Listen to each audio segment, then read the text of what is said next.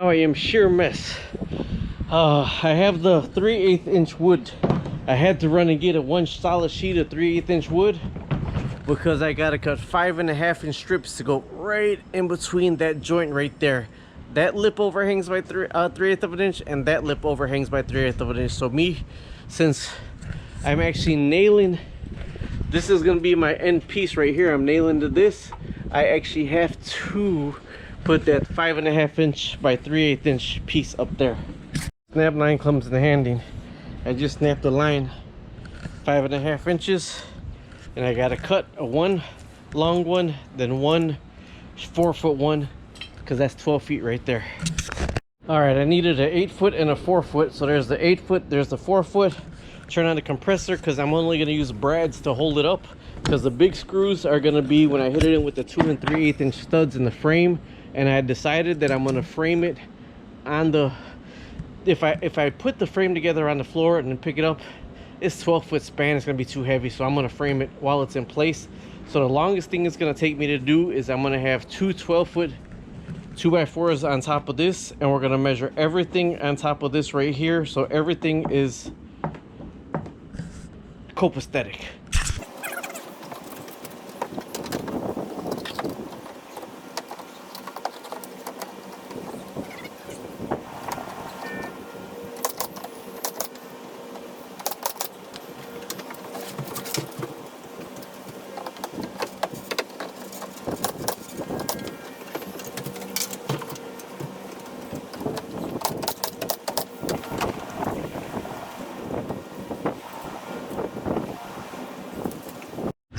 All right, I got it nailed in there, and actually that's not 12 feet, that's 10 feet.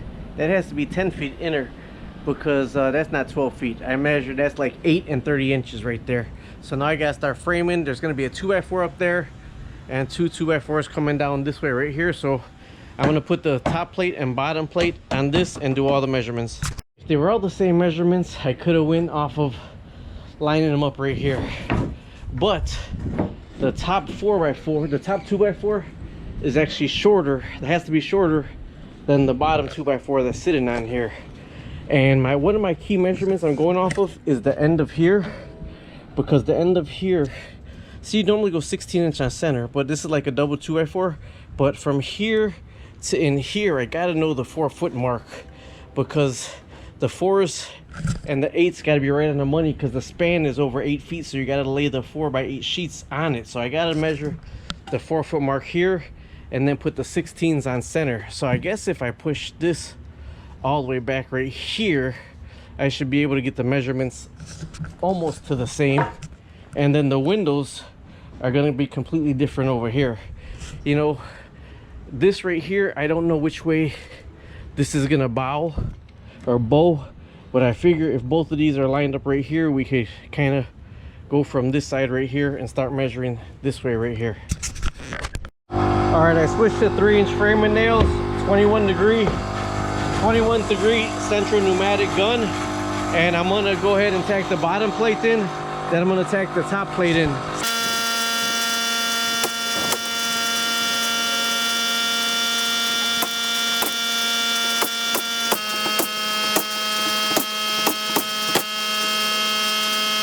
A rookie mistake.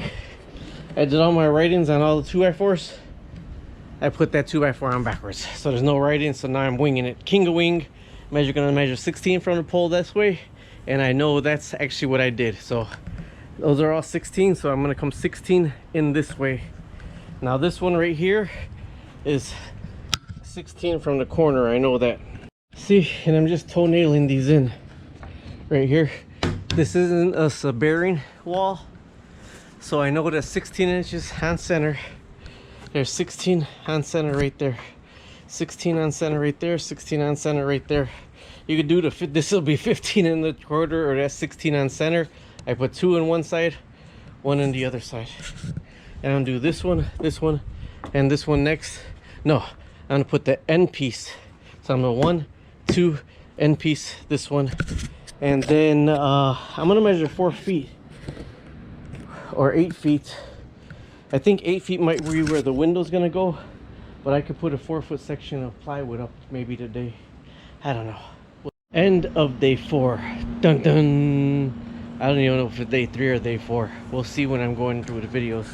Little giant ladder. As much as I hate moving that sucker, saved my butt today. Getting all the way to the top. You can see I got the plastic up there. It's supposed to rain. Everything's 16 on center. They're right here. That's not 16-inch center. That's actually going to be a jack stud. I'm going to put a king stud next to it tomorrow. Mark off where the header is going to squeeze in and put the header in there also. This is already done at 3 feet off the floor at 36-inch rough opening. 36-inch goes parallel to the top. I got to put the king stud. I got to put another cripple right here to make 16 on center. Another cripple right here to make the whole length 16 on center. And then I got a stud right here. I ran out of 2x10s. Those are all 2x10s. This is all the old thing I took down. It's all the old stuff there. I got to finish taking that all apart. I'm done. This is day 3 or day 4. I didn't get as much jump start if I wanted to, because I wanted to tear all of it down yesterday night after work, and I wasn't able to. So now I got to get this bear of a little giant down. I got to buy 1, 2, 3.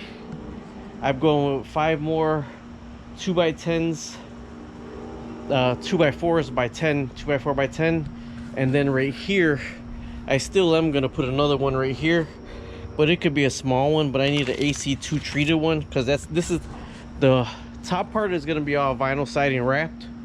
The bottom part, I don't know what I'm gonna do yet, but seeing that it's exposed, hell, this been out here exposed forever, and that's still doing fine, but I want to make it last. I was thinking about buying those caps for 4x4s and 4x6s, splitting them and then gluing them right on the front, and it'll look beautiful. But either way, that's the end of day 4 or the end of day 5.